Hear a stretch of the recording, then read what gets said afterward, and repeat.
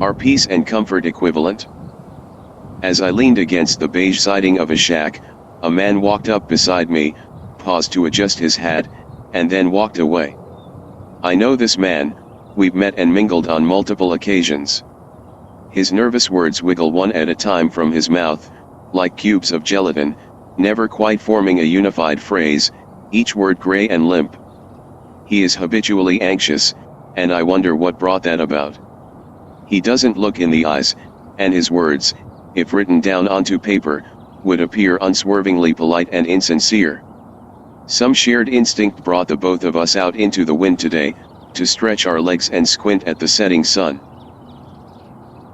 Roughly 2 people die every second. And in that same period of time, 4 are born.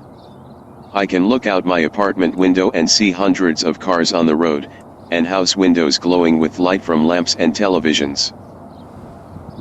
I will never understand a thing, let alone a person. There is a continuous stream of persons, day and night, wandering in or out of their bodies. Do I think that one death is more tragic than another? No. Not until the one who dies is someone I loved. When that is the case, only then is it more tragic than all the other 150,000 deaths that occurred on that day combined. Does that mean I am evil? To choose the one face instead of the faceless multitude?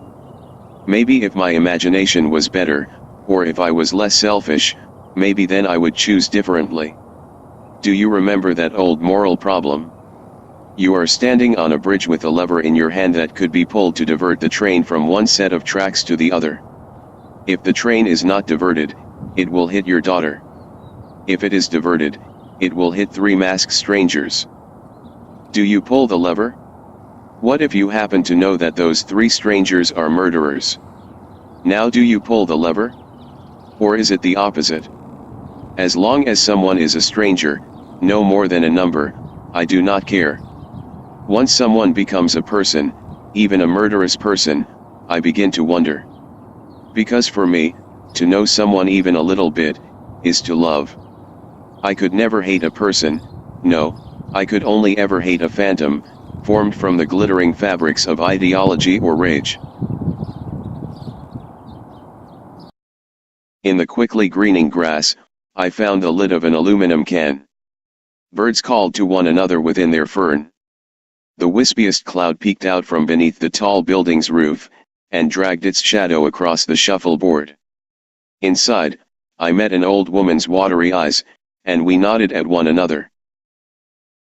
The sky grew black.